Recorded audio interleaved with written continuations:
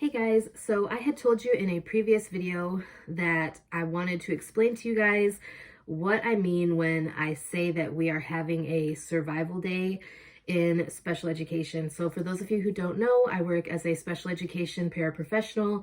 I work in an ECSE resource type role where for half of the day I work with ECSE students, partially.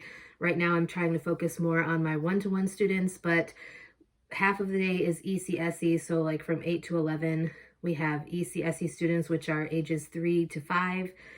These are usually students that are not able to be in our preschool program yet because they just haven't met the benchmarks. There are strict guidelines for our preschool program. Like, for example, they have to be potty trained, and there's other requirements. But so anyways, for half of the day I work in ECSE, and for the other half of the day I work with resource students. But like I said, right now my main focus has been to kind of push our one-to-ones. Myself and the other para each have a one-to-one, and right now we do have another preschool student who is a one-to-one with us. So we've had other paras kind of float from different sections of the building to work with him in the morning, and then our other, like our lead teacher, either keeps him in the room with us in the afternoon or brings him into the preschool classroom in the afternoon herself. So like I said, I have two kindergartners. I try to push them into kindergarten, but on certain days we call them survival days. So basically, if you haven't guessed what a survival day is, it is basically a day where you basically just try to survive. Literally, as long as nobody's hurt, nobody's hurting themselves or others, nobody's bleeding, nobody's crying. Like, sometimes that is the best you can do, is just to have a survival day. Like, there are days when our lead teacher is out sick or her kids are sick. And so like it's just myself and the other para. Sometimes they send us a sub, sometimes they can't get subs. Like right now there's been quite a few teachers out sick or calling off for different reasons. And so like sometimes there's just not enough subs to go around if nobody picks it up. The other para does have a sub license or certificate or whatever you want to call it. So she is able to act as a substitute. I am not, because I haven't like pursued getting my substitute certificate or anything yet. And honestly, I don't know if I really want to, because then they could pull me to different areas to actually sub for gen ed classes. However, that's not the point of this video. So like with our lead teacher gone, a lot of the times we just kind of do our best to float through the day, keep our heads above water, and keep everybody safe. Sometimes there are also like days where our students, especially lately, get super physically aggressive and we kind of aren't able to really get everything done that we are supposed to. And I say supposed to because some of our students, like one day they'll have really good days where they're in their regular classrooms, they're paying attention, they're interacting and engaging and learning. Other days it's like no matter what you try, no matter how many times you take them for a walk, no matter how many fidgets you give them, they are just not paying attention. They are not engaging with the teacher. They're not on track at all. And so on those days, we tend to keep them in our classroom, especially like even after our ECSE students leave for the day, we will keep them in our classroom and we will try to do different activities. So on Friday, the lead teacher was gone, and my two kindergartners, their kindergarten teacher was gone, so they had a substitute in there. Now, I've also mentioned in other previous videos that our students don't always respond very well to substitute teachers. I don't know if it's like the change in schedule or just the change in the routine, because like obviously substitutes sometimes try to keep on track with the schedule of the teacher and everything like that, but there are also substitutes that kind of switch things up and do things their own way, even when the teacher like leaves them detailed instructions on how to run the class.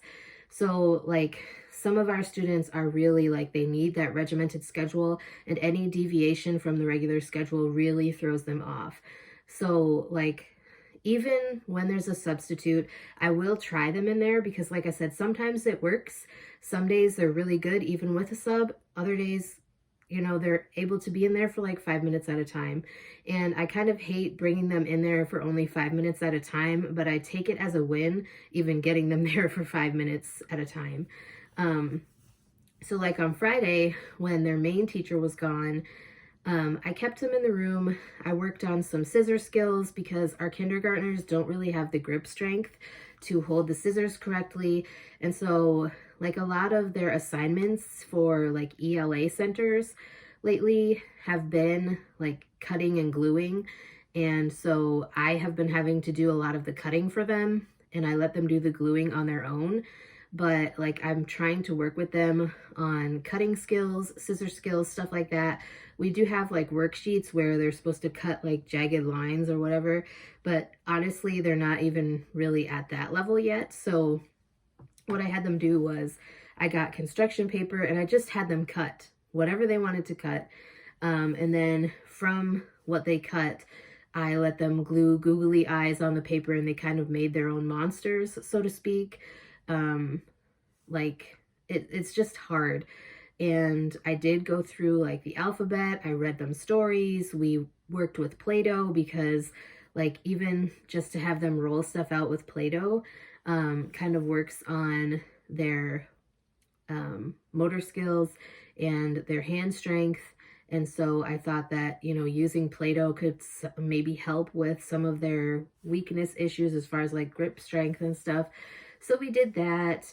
I did take them outside for recess a couple of times, and I do give them extra recess. Like when their classes and specials, our students also don't always respond well to specials, which right now their special schedule is in the afternoons right after lunch. They have an hour of specials, which I think the first half is computers and the second half is art.